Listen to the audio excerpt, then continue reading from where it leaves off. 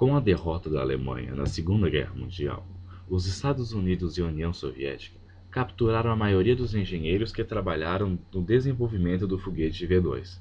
Particularmente importante para os Estados Unidos foi a captura de Wernher von Braun, um dos principais projetistas alemães, que participou ativamente do programa de mísseis balísticos dos Estados Unidos e depois dos primeiros passos do programa espacial estadunidense, tendo sido, inclusive, o líder da equipe que projetou o lançador Saturno V, que levou as naves Apollo para a Lua.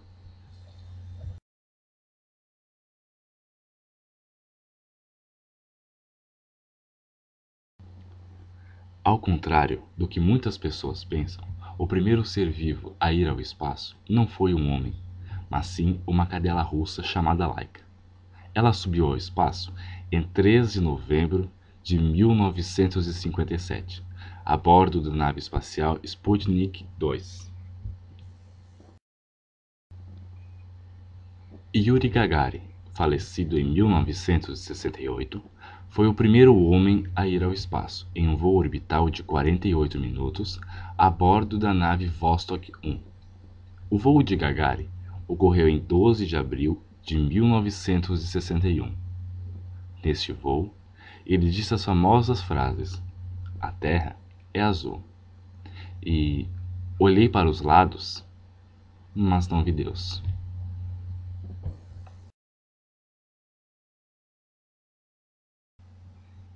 Em um famoso discurso em 1961, o então presidente dos Estados Unidos, John Kennedy, lançou o desafio de enviar homens à Lua e retorná-los a salvo, antes que a década terminasse. Os Estados Unidos foram bem-sucedidos em seu projeto de alcançar a Lua antes da URSS, em 1969, com a missão Apollo 11. Para atingir esse objetivo, o projeto Apollo investiu uma fantástica quantia de 20 bilhões de dólares.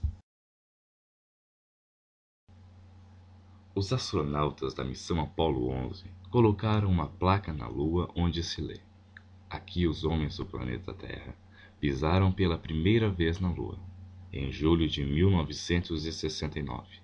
Viemos em paz, em nome de toda a humanidade." A corrida espacial e a conquista da Lua foram um épico moderno recheado de aventura, perigo e emoção. Milhares de pessoas acompanhavam pela televisão os passos dessa aventura e vibraram com a chegada do homem à Lua, uma das maiores realizações da humanidade. No dia 16 de julho de 1969, a América prendeu a respiração. 10, 9, ignition sequence start. 6, 2, 1, 0. All engine running. Liftoff. We have a liftoff.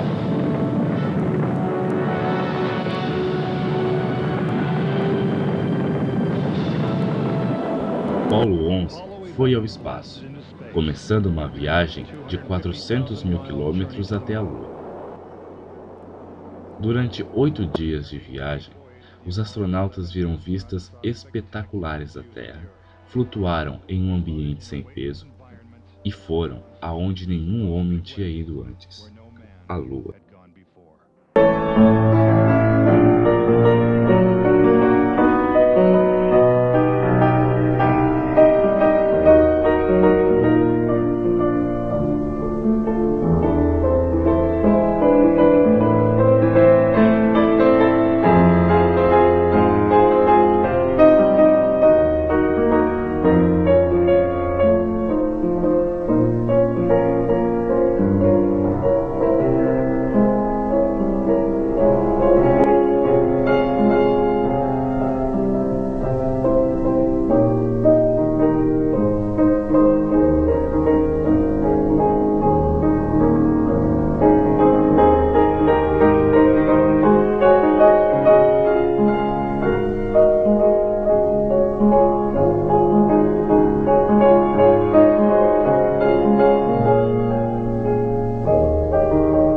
It's one small step for man,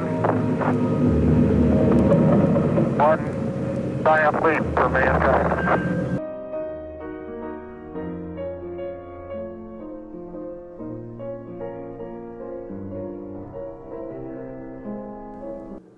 Mas mesmo hoje em dia, existem aquelas pessoas que pensam que esse pequeno passo do homem seria um gigantesco salto para a falsidade.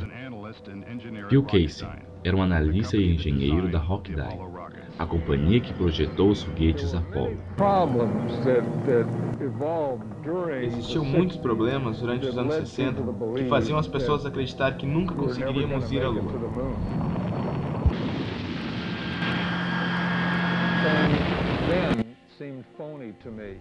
Aquilo tudo me pareceu falso. Acho que foi uma intuição que o que estava sendo mostrado não era verdade.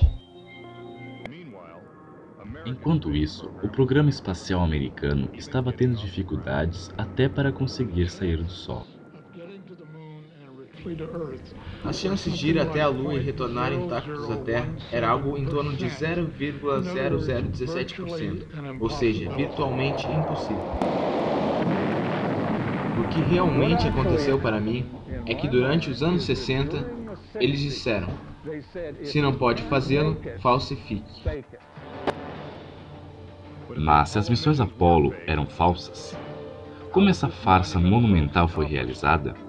De acordo com Casey, o lançamento do foguete Saturno V com Apollo foi real, só que não enviou astronautas para a Lua.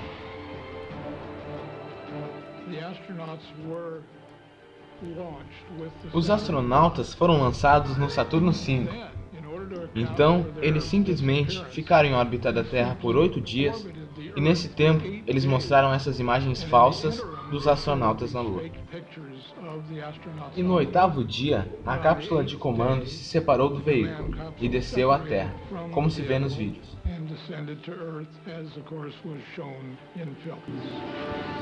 A teoria de Casey é de que o pouso da Lua foi filmado no deserto de Nevada, na base militar super confidencial chamada Área 51. Fotos de satélites russos revelam que a Área 51 não tinha apenas uma série de hangares que lembravam estúdios de TV, mas também áreas parecidas com a Lua, que coincidentalmente eram cheias de crateras. Compare essa foto de uma cratera lunar com essa da Área 51. Até mesmo os astronautas comparam a similaridade do terreno.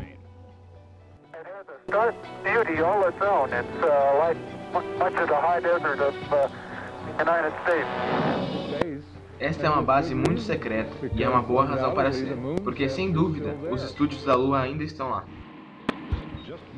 Alguns meses antes desse histórico pouso, o protótipo do LEM foi testado no ar na base militar de Arlington.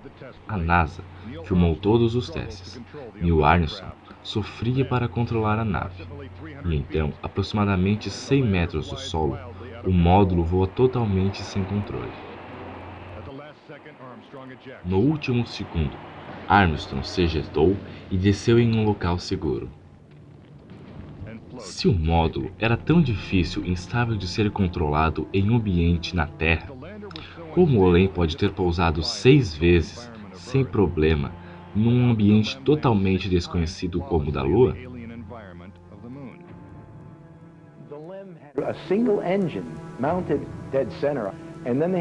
O LEM tinha um único motor, montado no centro, e tinha pequenos jatos na parte de cima, que serviam para controlar a altitude enquanto desciam. No momento em que você mexe o traseiro, naquela cabine, uma polegada sequer, você muda o equilíbrio e começa a se inclinar, se descontrola.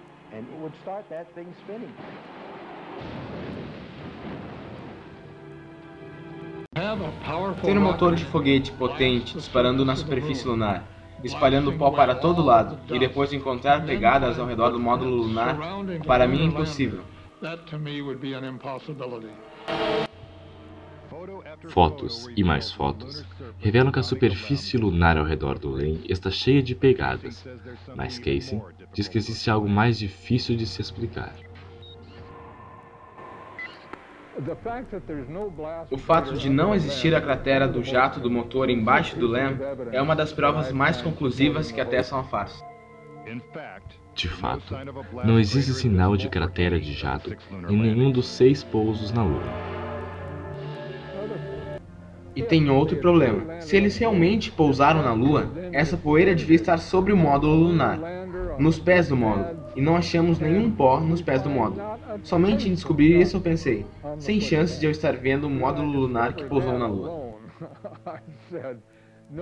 Mas o que foi fotografado dentro das sombras? Por exemplo, este astronauta descendo dentro de uma grande sombra no módulo lunar, seu corpo inteiro ainda está visível. Como ele não foi coberto pela escuridão?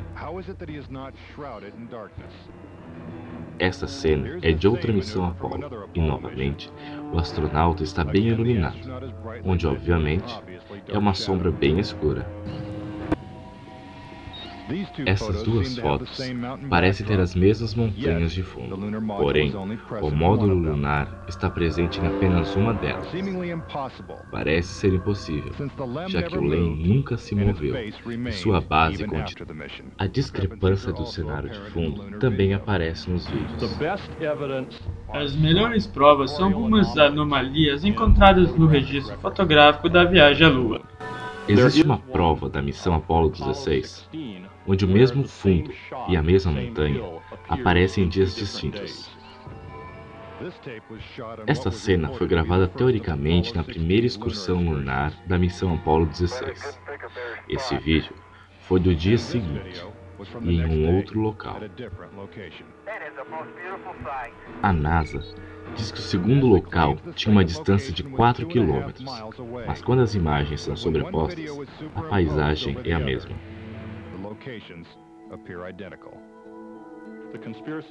Em 2 anos, o Japão vai pôr em órbita um satélite para tirar fotos mais próximas da superfície lunar.